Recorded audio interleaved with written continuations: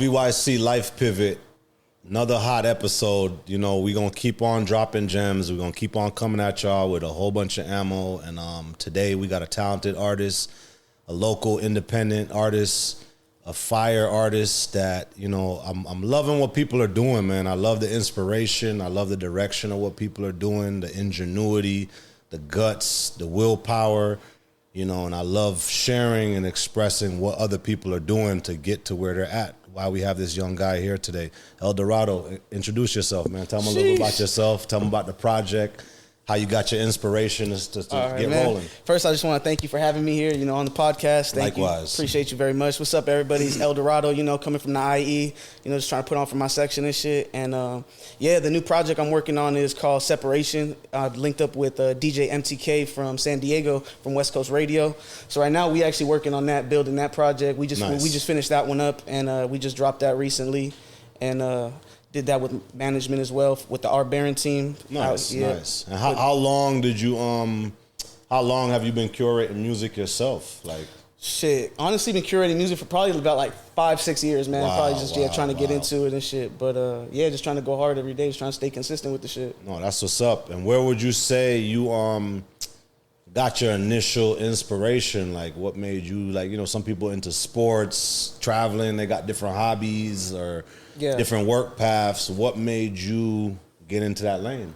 To be honest, just life. You know, I was never a person that like grew up was like, yo, I want to do music. I'm trying to be a rapper. It was something like my homie one day was like, yo, you should just try to rap. We just were into underground hip hop type thing. And the homie was like, yo, you should just, I was like, I feel like I'm better than these dudes. He's like, bro, you should try to like do a freestyle. And I was like, that's where the inspiration that type of thing. And my homie Danny was like, bro, you should, like, he's like, you're not fire. I'm like, bro, I bet you I am type shit. Like, I was like, so I just started writing. Watch me work. Yeah, and then it just started going, and then it became like a therapy type thing. Anytime I'd be going through some shit, I just talk about life and just, you know, go into writing and just, it would help me get through the day type thing. Got you. Yeah. So you say your theme of music is like life struggle, because, you know, some people, they rapping about drugs, sex, prostitution, crazy, things that's not real. So I like the fact that your inspiration is a real reason, you know what I'm saying? Life struggles, pain, stuff that you've been through, you know, and breaking barriers. That's pretty dope, man. Facts, and that's no shade to other people. It's cool to have, like, be imaginary and do other shit, but I feel like people resonate more when it's about your life. When people 100%. are like,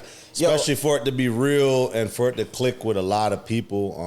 I think that's what's separating a lot of the music right now that I'm seeing and hearing. Like, if it don't hit my soul or I can't feel the pain, and it's not a matter of how good or bad it is. It just doesn't resonate with me. Facts, and that's what it is. It's a lot of output of music nowadays, but a lot of shit's the same. You're hearing the same shit, hearing 100%. The same stories. Nowadays, we need some more like authenticity. We need people telling more stories of everyday person or this person. Like, it's cool just to tell your story. You don't have to have the same story as every other person. Like some people have one story. You don't have to have their story. It's cool to just, you know, be you type shit. So 100%.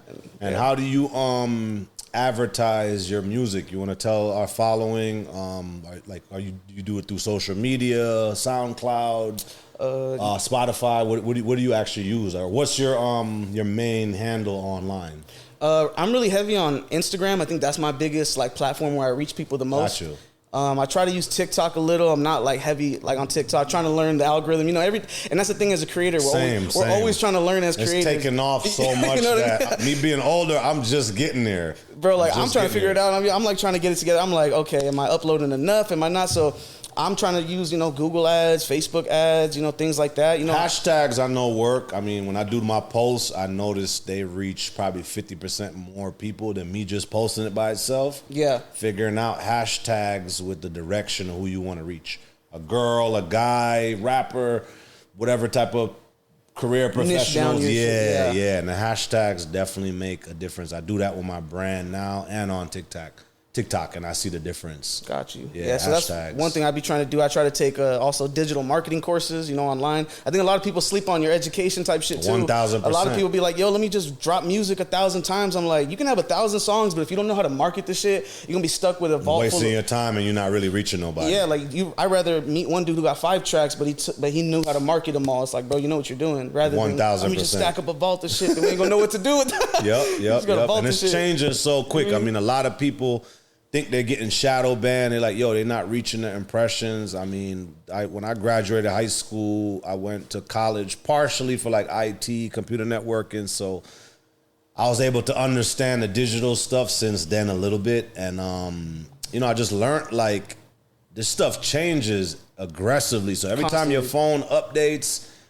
the Instagram and Facebook and all these platforms are updating. Just switched on you type shit. So if you hustling and you're in the streets and you're trying to out hustle the next person hustling harder than you, you got to do the same thing with your craft or work. Or even when you work in a corporate job and you got a Karen or a Ken at your job and they trying to outdo you, it's the same thing with this digital marketing. Like when I woke up, you know, I have my hands invested into a lot of stuff, real estate, stocks, the cannabis market, my lifestyle brand, and it wasn't enough. I'm like, LA is expensive. I got to invest into something else. So when I started a podcast, people were like, man, how are you going to like do so much? And I'm like, I'm Jamaican. We known for 7 jobs, so I ain't gonna stop. And gonna make it work. For me, yeah, it's another form of income. So I had to invest. I woke up January last year and was like, you know what? I'm gonna invest into getting a piece of this pie of this big internet world that I'm seeing. And like you said, sometimes you see people's stuff, you're not fond of it. I'm like, I think I confidently could do this better. Not to shade nobody on there. Shout out to all the podcasts that are doing their thing, but I have the confidence, the charisma to feel like, hey, I could do it better. So that's what made me wake up and invest to make more money into this stuff. And it's been a great thing, man. And I like the empowering from it, because when I was growing up and I was your age, I didn't have me to tell me, yo, Dame, here's some advice, this, that. So put you on game. Yeah, put me on game, understanding. So even me now, when I watch these things, I'm learning financial literacy. I'm, like you said, training courses. I'm learning YouTube automation. So I don't watch TV. I think I've learned more in the last 5 years of watching these online videos outlets and shit. and videos and shit than I have like doing TV. Yeah. They said TV when we was growing up, we wasting our brain cells. So now I'm like, I'm craving to see the next trendy podcast, because that's the new information and, like, you know, just different ways to enhance what you're doing. So I love it for that, man. And I'm excited to see what comes out of this. Like there's people across the world that this might reach that's in your same position, trying to figure out the next little thing, or they're confused, or it might give them some direction, or even just some gems on the struggles and things that they didn't know. So that's real shit. Not that's to cut why your wisdom, I like, you know, people sharing their true story, not trying to just follow people online to copy what they're doing. That's what Jay-Z said. Jay-Z said everybody's emulating people's results and they think that's happiness, but what about the in-between part? What about the sleeping on the floors? Everybody's what about missing the that part, yep. Like them crazy stories I've been telling you since we met. Yeah. It's all real, but that's what gave me tough skin. It gave me character to separate from everybody else. Why my results is different. So some people see the stuff online and they wondering like, man, how the hell does this guy wake up and do all this stuff? You don't know what went between and all that shit. Yes, the story. It's a crazy nights, story shit, behind it. Driving from here to, you know, from Mexico to friggin' Oregon. I done lived all over the West Coast. I lived in a couple states for me to have the information that I do. And I feel like people, a lot of hate right now in the world. Go put in the work. Go take some risk. Then you could start being cocky with your chest out. I hate where the world is right now. You know, I've had to pivot so many times, man. Like as you've been starting off, like when you started off, would you say you're coming from a rich family, a poor family, medium class? Like, how did you even have the first startup cash to start doing what you're doing?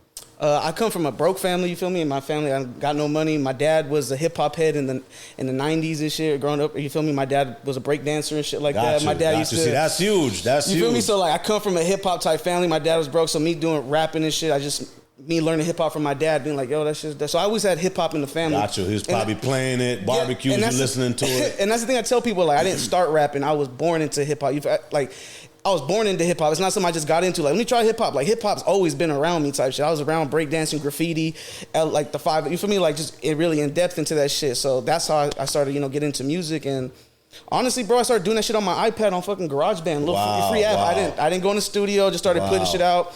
I downloaded like United Master, like one of these like distribution apps, and just started putting. And figuring out that you could actually do it, because it gets addictive once you figure out that you could do it, and you see like some minimal results, you're like, oh shit. You're like, hold up, yeah, this one's better than the last. This one's better than 1000%. And just started putting shit out, you know. And I got a lot of songs that I put out still that are like that from way back that are still out there that are unmixed, That's just from me trying shit. Like, yo, I didn't know I had to repetition. Yeah, I was like, I didn't know I had to master it. I didn't know. I'm just fucking just trying shit. And I'm like, oh fuck. But yeah, that's how I got into it. Just started doing music. Got you. And would you say, is there any Latin artists, you being Latin ethnicity, that inspired you, or would you say just all of rap inspired you? I say all of rap. You know, Gotcha. I don't want to say any specific Latin rapper or anybody. I think just hip hop as a whole inspired me. Facts. Because it's a culture. It's a culture. There's no color. As I tell people, it's a mood. It's a feeling. Facts. It's not like you said. It's a feeling thing. It doesn't matter where you from. What if I could resonate and I feel that in my soul, I'm a vibe with it type shit. You know. And there's like several artists that I've grown up listening to, like Cool G Rap. Oh yeah, my bad. Oh, no, you good. Yeah. Let's rock. Got you. So Cool G Rap, influences like that. Got you. You know, old school and influences. What age would you say you kind of woke up and was like, man, I'm into this?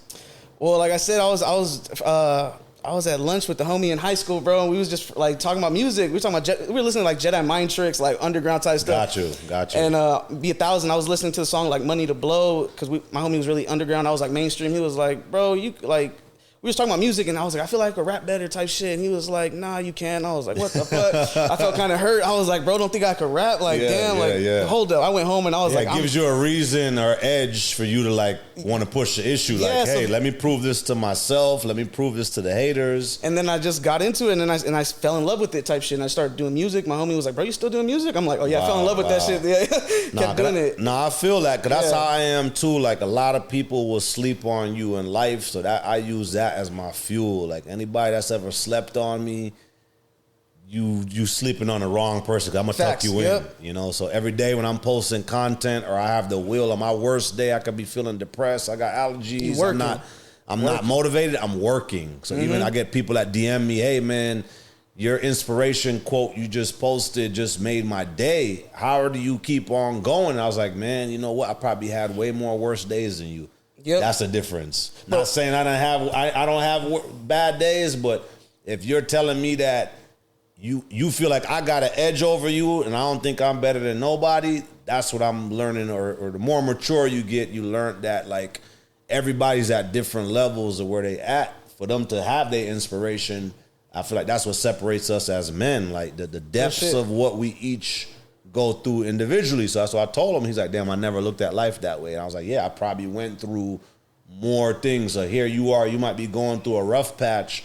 Yeah, my content online is looking lit, all this jet set stuff, but you don't know the story behind everything that what it took to get there. And for me to get the inspiration, for me to keep going, because I do have bad days. Yep, and not to cut your wisdom, I think that's a deep convo too. The inspiration is subjective.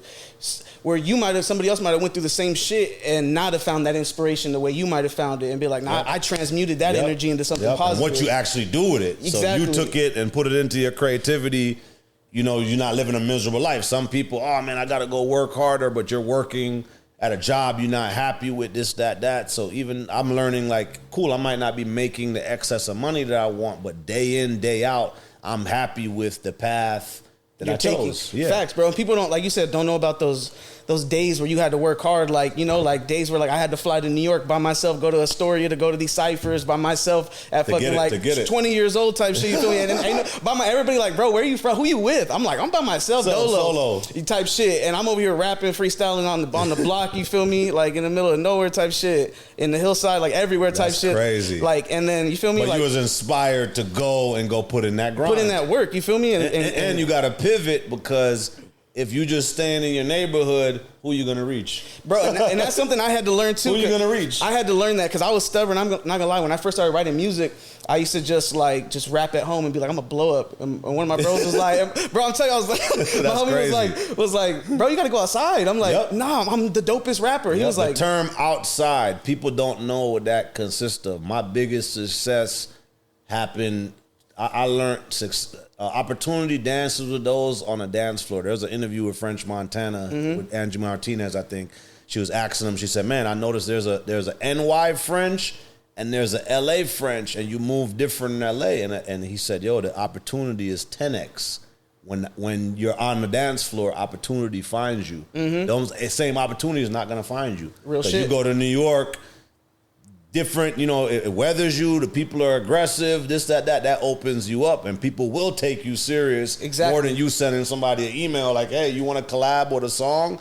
If they see you pull up, that means that moves mountains. That's how I am. Exactly. I most of my relationships is because of the actions. People know, yo, if Dame put his name on this, it's 1,000. It's official type shit. Because of my actions. So even with the branding I'm doing online, that's kind of what I'm doing. It's not about the likes, the views. It's about, hey, go look at what you're doing and go check my timeline. Yep. We 10 summers in. So you think you balling for a summer, or you doing this, or you on some high profile trip and you check doing yourself this type shit, yeah. Go check the timeline. Check the work. Check the work. So Bro. That's where I've been getting the respect, and I tell younger people the same thing. Your work ethic will never be denied. Whether it's working fast, not working fast, your work ethic, nothing could stop that. And you're like a resume. Nowadays, people ain't writing resumes on paper. Your digital currency that's your resume, is your resume. And if you could track that, bro, that's what it is. Like, Real talk. If you look at my first post that I have, bro, it's a meeting I did with Atlantic, was it 2021? And I used that as leverage to meet. How'd you land that meeting, if you don't mind me asking? I went online and people don't know this, bro. I tell people you can pay to meet up with labels. That's dope. A lot of people don't know that. A lot of people would be like, "Yo, my manager set up a meeting." You don't know that you can pay a few hundred. Your manager don't tell you that. These people don't tell you. You can get in contact with these people. So I went to go have a meeting with Atlantic with.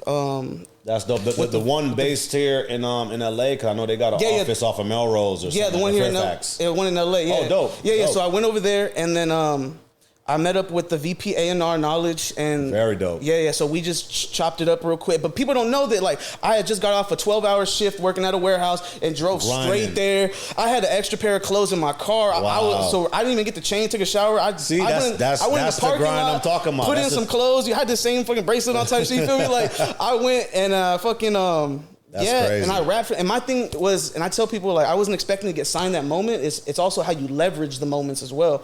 So I was like, all right, I don't know if I'll get signed here, but I'm going to use this footage to market to other places. Yes, and to show notoriety, because that's how a lot of these people create bidding wars. So you've seen like 50 Cent's, the Eminems, it was a bidding war. Like before Dr. Dre signed Eminem, he already had bids. So he was clever enough to say, okay, let me invest into him. If the labels want to invest into him, let me invest into him. 50 Cent, same thing. A lot of people, I believe, were just scared because of the shootings and all that stuff. So that's why he's trolling a lot of people online, because he's kind of angry. Like, hey, y'all didn't believe in me. I'm going to troll you to the end of life to show you, like, hey, you slept on me. Now I'm going to tuck you in.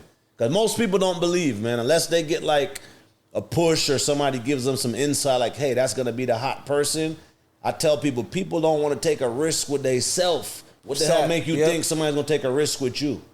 You know what I'm saying? I tell people, always remember that. Most people do not want to take a risk on themselves with they self, much less with you. Why the hell would they take a risk with you? Even females dating, chick don't want to take a risk with you. They're taking a risk with, you got a bag. Yeah. You're a loving person. They're going to take a risk with the love. Like, oh, shit, this person loves me. It's all a risk, man. Life is a series of calculated risks that separate us as men that some people want to take.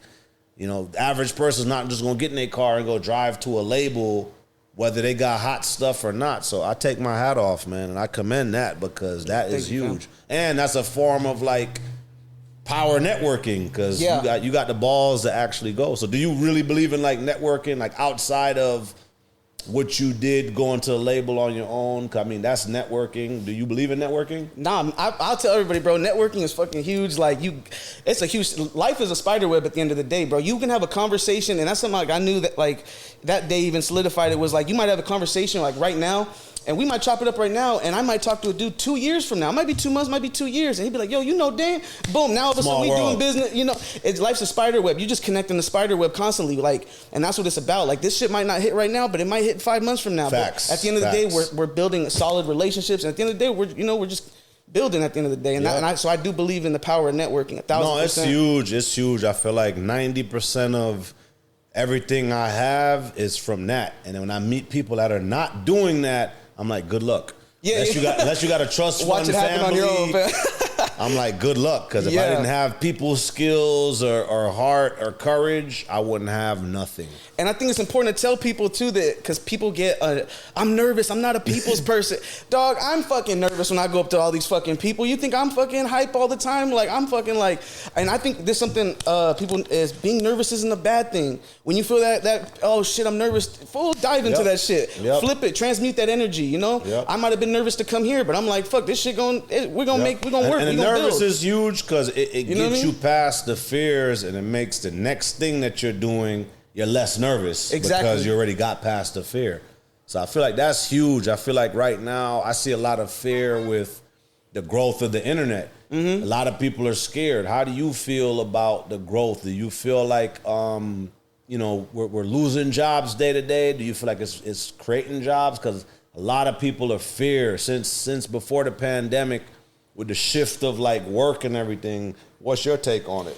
I think it's double-sided. I think it's crazy that, people are losing jobs. It is making it harder for people. But another good thing, it's making people be more like how to self-sustain yourself, I think. You know what I mean? It's like it's making you less dependable on 9 to 5, on certain shit that's unstable. So now everybody's like, oh shit, I have to start my business. I have to start my shit. But back pushes you like before where you didn't need to push. Yeah. Everybody was just stuck on whatever they was stuck on. Like, we're just workers. And it's like, bro, it's cool to wake up and be like, okay, maybe we should start. I feel like that shit has probably sparked so many business people who didn't know they were business people. 1,000%. I had a homie who started beef jerky, Trap Jerky. Shout out Trap Jerky. Shout out to Trap Jerky. Fucking, he was telling me, bro, lost his 9 to 5 and shit, and bro, out of that, started jerky. You feel me? Shit like that. Produced diamonds. He took it and produced shit like diamonds. That happens to people, like different things. You feel me? And you would never know. And I feel like shit like that does happen. So I think it's more powerful. I mean, I think for every job that we're losing, when one of these tech people create an app that's creating thousands of jobs, isn't that equivalent to the thousands we just lost? I think it's people mentally people are in their way, and they don't want to like open up to the future of what the new potential is of the world. But me personally, even when I started this platform, was a way for me to think about my next 5 or 10 years. I'm like, okay, if everybody's on the internet, I'm coming from a guerrilla marketing era where we used to spend $200-$300 on flyers and to promote stuff physically hands-on. I'm doing the same thing when I spend the $200-$300 for an online marketing company to do ads or to reach people. So even when we connected, I had hired an agency that would connect with people. They asked me my target, and it was marketing. And for me, when I started doing music, we would design a flyer with the design idea to cater to who we wanted to cater to. I'm doing the same thing 10 years later, 15 years later. Just reiterating it, Yeah, the same thing. In ads, even now, like I want to go do a pop-up, spend $150, $200 bucks into ads. I create a digital flyer and I reach the same people, if not more now digitally, because who's looking at a flyer? And unless you can go like to somebody's neighborhood to go put the flyer, everyone, people, I feel you. People are on the phone. People are not even going outside. They say right now you could reach 60% more people because more people are on home than outside. So my era, when I was in my teens, graduating high school, me and my team, we would attack the flyer game. Shout out to my bro Merch across the pond and King Kong. We started this shit early. We would attack flyers. Now people aren't outside to receive those flyers, so now you physically got to reach somebody's phone different way, and integrated marketing. So people, good luck to y'all people watching that don't want to evolve and grow as people and get out of your own way. You have to.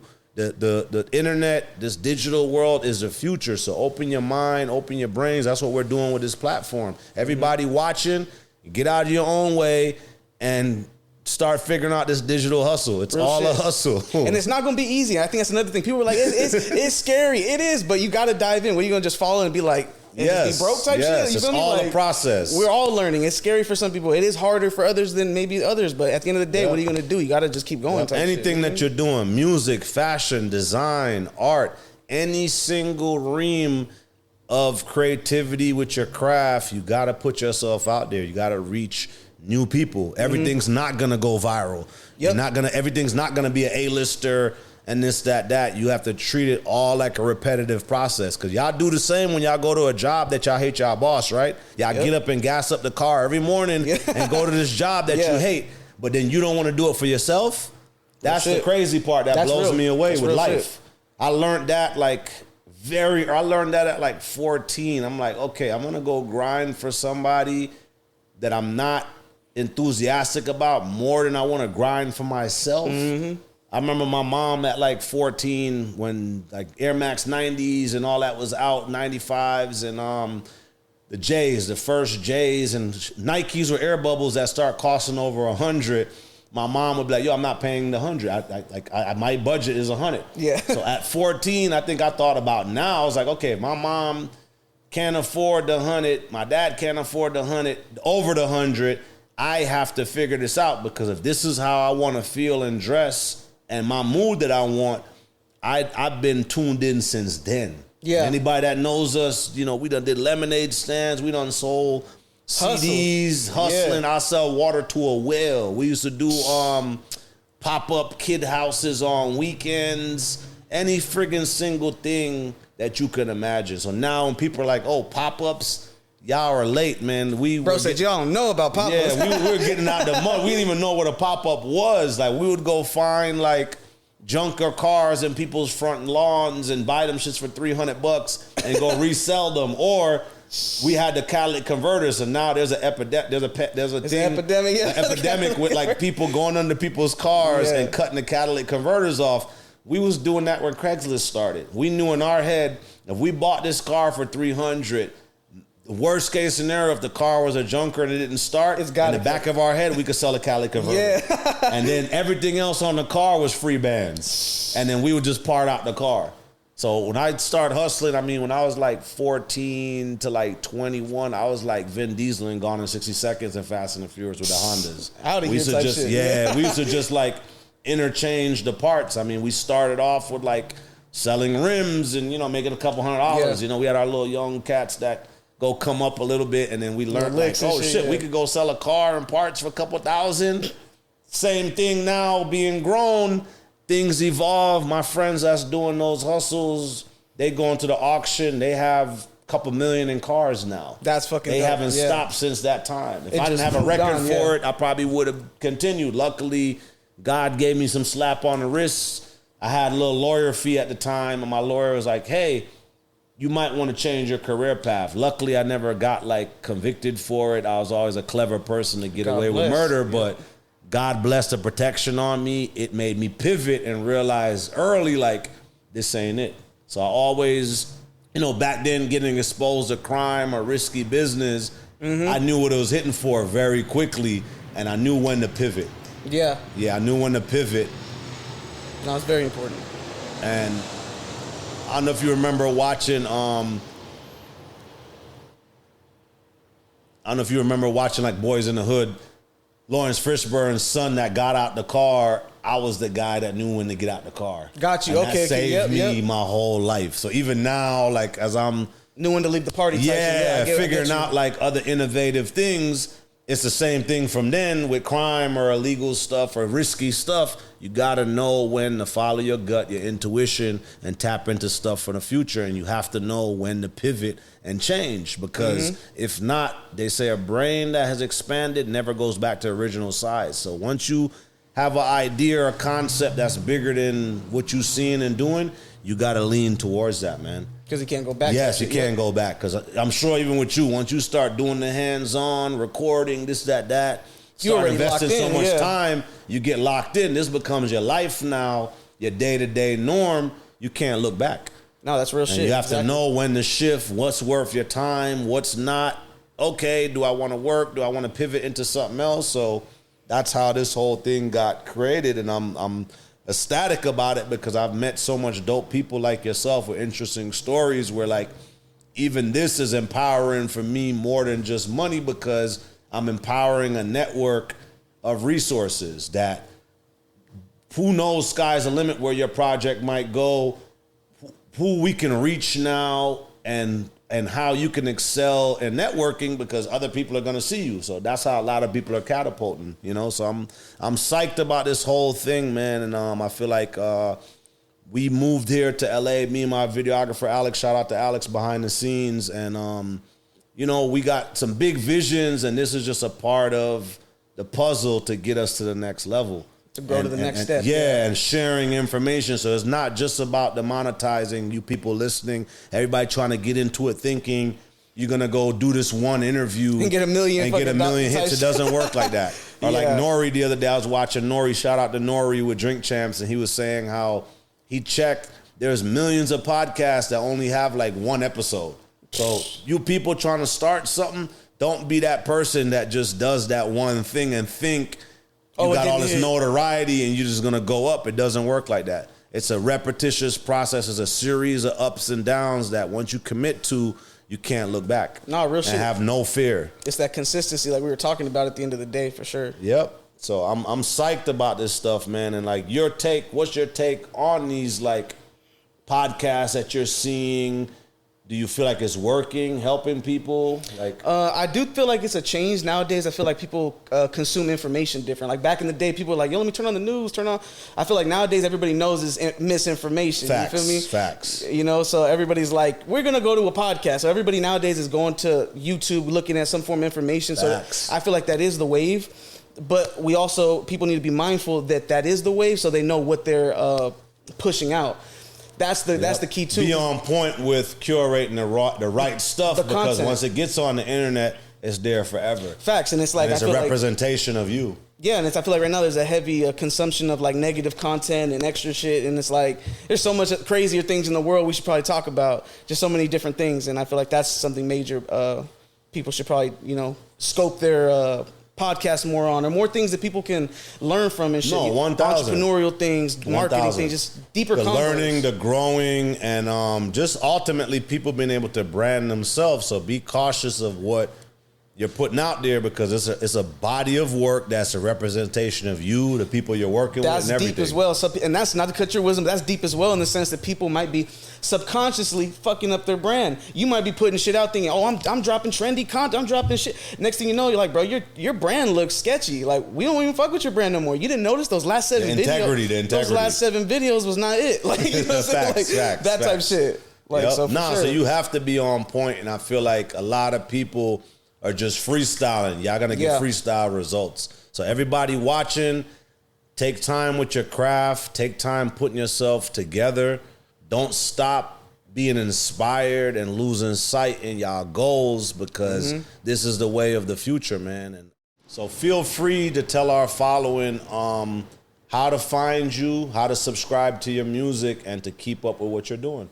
Yeah, man, you can find me at Eldahrado _ on Instagram. You can check me out at Eldahrado YouTube. I got Eldahrado.com, the official website. You can find me on all platforms. Make sure you check me out. Check out my new project.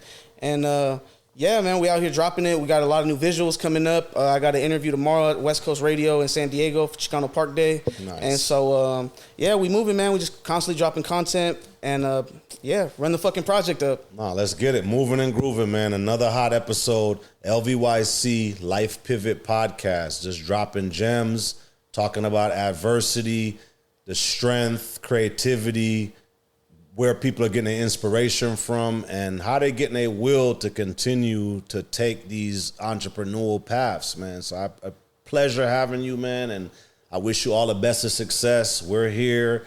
Definitely gonna keep you up in the future with a follow-up podcast. As we start traveling. We working. We're gonna start dropping the podcast in different places. So keep up with us. Subscribe to our channel, LVYC Life Pivot Podcast. Stay tuned, man. Another fire episode dropping gems. Thank you for everything, guys. Make sure you subscribe to the channel. Thank you. Yep, appreciate having you, my brother. Fuck yeah, man. Yep, bless. Let's get it. Yeah.